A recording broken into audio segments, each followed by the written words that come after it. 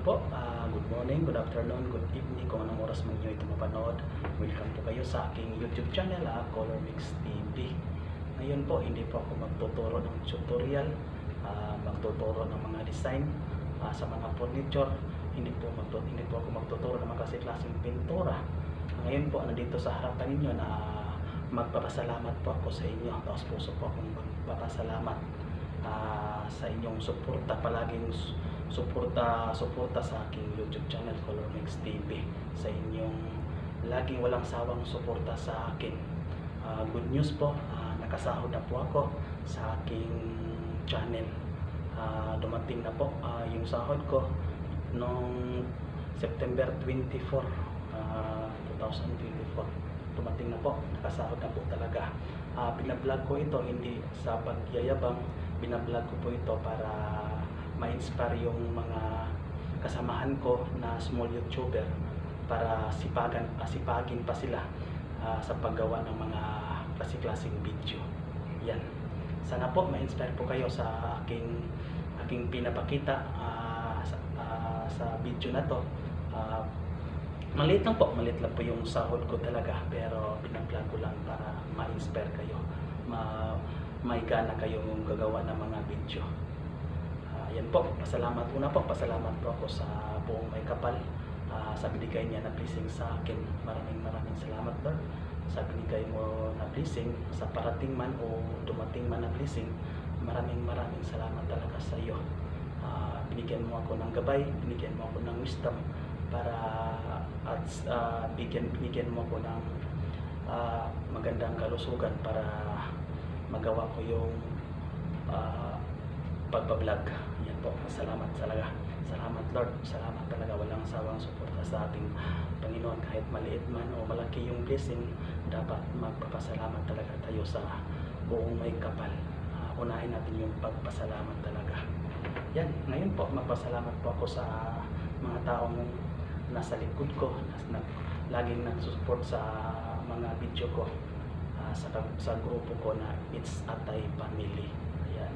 Pasalamatan ko una yung admin namin na Belski TV Vlog, tapos yung treasurer namin, Anix Vlog, tapos yung DJ namin na si Rod's Life Journey, tapos yung Disney Princess namin na from Japan, Wishlicious Jean, tapos nandyan si Janetski TV Vlog, tapos nandyan si Mary Jane Dang Vlog, tapos nandyan si Wilma Pinit Channel, nandyan din si Yet Collection, tapos nandyan si Sophia's Journey, Kasila Kinyas, Sakura Vlog 20, tapos nandyan din si Irisel Vlog, tapos nandyan si Ren Ondago.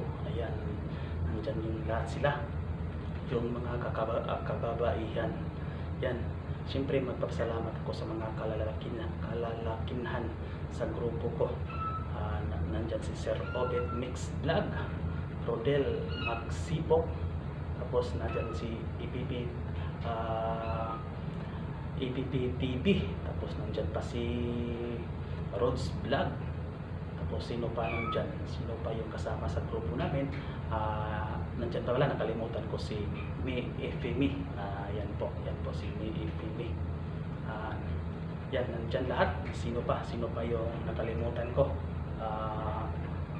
Isipin ko muna, tapos magpasalamat ako sa mga YT friends ko. Kasama na sila si Rica D Extension. Mga Rica, salamat talaga. Salamatan ko din si Ay Caballero, tapos pasalamatan ko din si Titing Mandaragat. Ayan, by Titing. Maraming salamat sa suporta.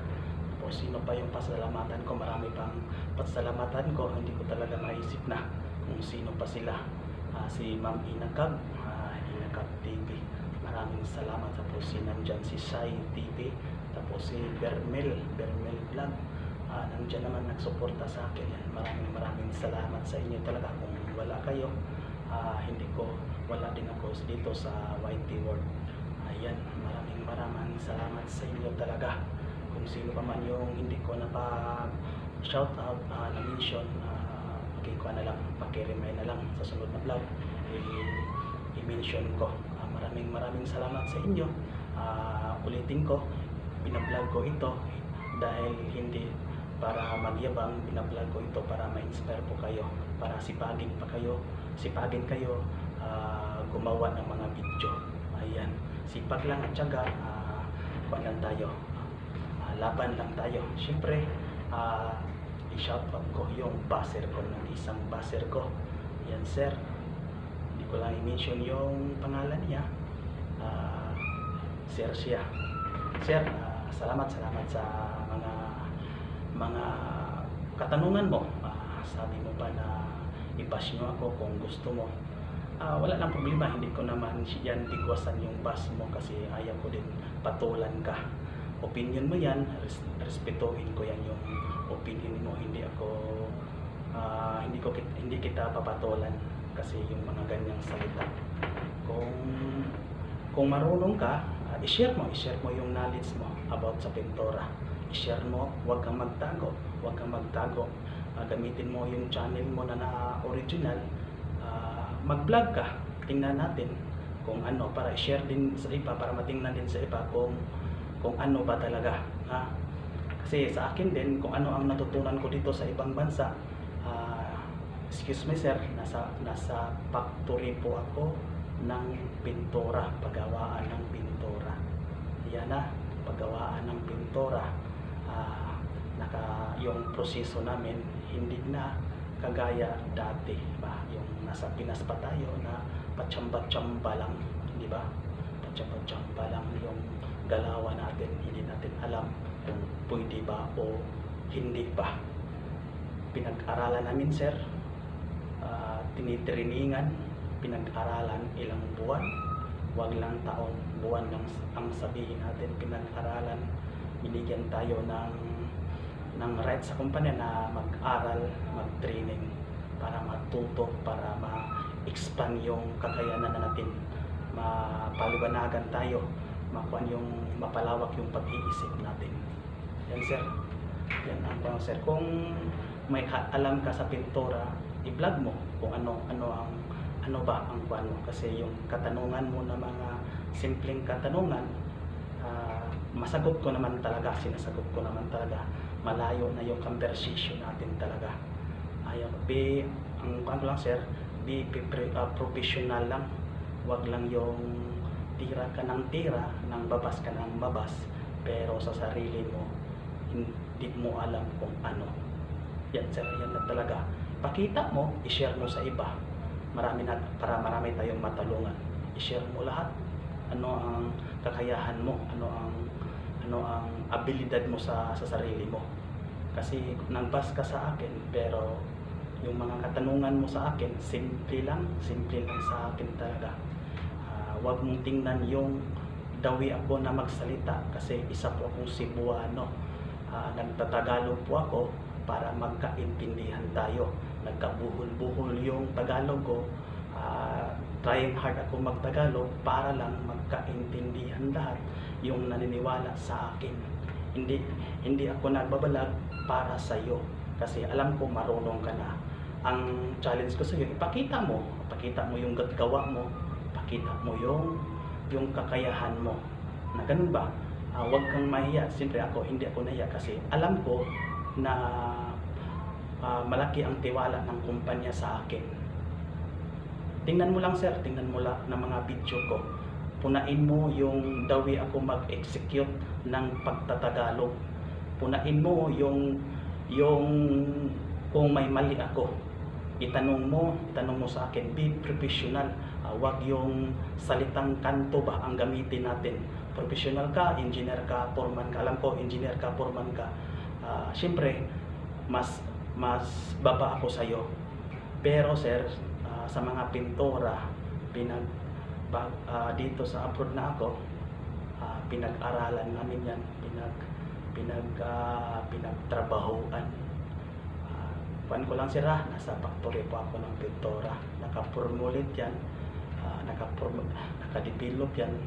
Isa din ako nag-develop ng pintura, paano ginagawa, ano ba klaseng pintura. Ganon lang sir, be professional lang, wag tayo yung pang-standby na salita. Ganun lang sir. Basta kung may idea ka, may may konting idea ka, i-vlog mo. Malay mo maraming matulungan ka katulad sa akin, kahit against para sa iba, pero ginagawa ko ito para sa naniniwala sa akin, sa mga baguhan na mga pintor or gustong matuto. Hindi ko ginagawa ito para sa iyo, ginagawa ito para lang sa naniniwala sa akin. Ganun lang sir. Maraming salamat. Kung may time ka, reviewin mo lahat ng video ko para malaman mo kung ano ako, kung ano ang ginagawa ko sa pagtitimpla or ano-anong klaseng pintura or ano ako talaga sa kumpanya. Ganun lang sir. Siyempre, iba kasi pag may baser, masaya kasi malaki ang revenue. Sa akin sir, pag may baser, parang nanghihina kasi ako. Nawalan ako ng gana, pero isip aside ko yan, yung panghihina ko, alam ko maraming naniniwala sa akin, tuloy pa rin ang pagbablog ko. Isa lang yung ilan na kayo nagbabasa sa akin, siyempre pabor pa rin ako sa karamihan. Yan sir, salamat sir. Kung may katanungan ka sir, siyempre open yung channel ko, mag-comment ka daw, nandun na. Basta be professional lang, wag lang yung bato para parang taong kalye ba, wala sa isip ba. Ganun lang sir, simple lang kasi mga tanungan mo. Paano ba tinitimpla yung gray? Ano ba yun sir? Wala kasing challenge, mga ganun ba? Ayaw ko naman ganun kasi parang yung katanungan, isip bata ba? Ayaw kong ganyan, ayaw ko magbitiw ng salita na masasakit kasi nirespeto ko yung opinion mo. Ganun na sir ba? Respetuhin mo yung opinion ng iba. Oo, 20 years ka, 30 years ka sa pagpipintura, pero wag ganon. Accept ba yung katotohanan? 20 years ka pero kunti lang yung kaalaman mo. Wag ganon sir. Ako sir, hindi ako magsabi na ilang taon ako bilang isang kuwan ganon. Hindi ko pinagmayabang hindi ko yung pinagsigawan na 50 years na ako sa pintura. Alam ko na hindi sir. Dapat sir, every year upgrade ka ng kuwan. Lawakin mo yung pag-iisip mo. Ganun lang sir, ganun lang talaga. Be professional lang. Wag nating pagyabang na alam na natin lahat. Siyempre sa katanungan mo, parang bata. Kasi simple lang kasi yung tanong. Siyempre, di ko lang tinulo yung sagot kasi iba na yung galaw mo, iba na yung tanong mo ba.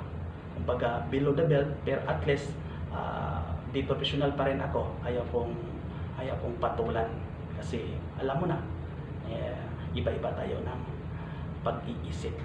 Disiplina sa sarili, huwag magyabang, huwag ipagkuha na magaling ako. Tingnan mo lang sir, tingnan mo lang yung mga upload ko na video. Nakabulbuhol yung Tagalog ko kasi pure Cebuano ako. Nagtatagalog ako para lang magkaintindihan lahat ng nagsusuporta sa akin. Yan sir, maraming salamat. Sunod na vlog ko sir, excited talaga kasi yung huli kong vlog na distress, may order pa sila na distress din. Ipakita ko sir, baka may idea ka ba? Kung kontraktor ka man dyan sa Pinas, baka para yun din ang sundin mo. Tingnan mo lang sir, para sa'yo yun. Tingnan mo sunod na vlog ko. Yan, shout out kita para makita mo din. Pangit man, simpleng design man, pero at least alam mo kung paano. May idea ka, gawin mo kung paano. Ganun lang sir, ganun lang ba? Hindi lang ako kasi hindi lang kita papatulan kasi pangit na kasing ganyan. Sa atin lang dito ma-share yung idea natin, wag ganyan ba. Salamat, pero pasalamat pa rin ako kasi nandyan meron yung nagbabasa sa akin. Siyempre sabi ng nanay ko, pag nagbabasa sa'yo, alams na yan, mas lamang ka sa kanila. Takot sila or insecure sila sa'yo. Ganon lang yan. Sana may natutunan ka din sir sa mga vlog ko. Review mo lang. Lahat yung pagsalita ko, buhol-buhol kasi pure Cebuano ako. tatak Cebuano, Bisaya po. Salamat sir, salamat sa inyo. God bless.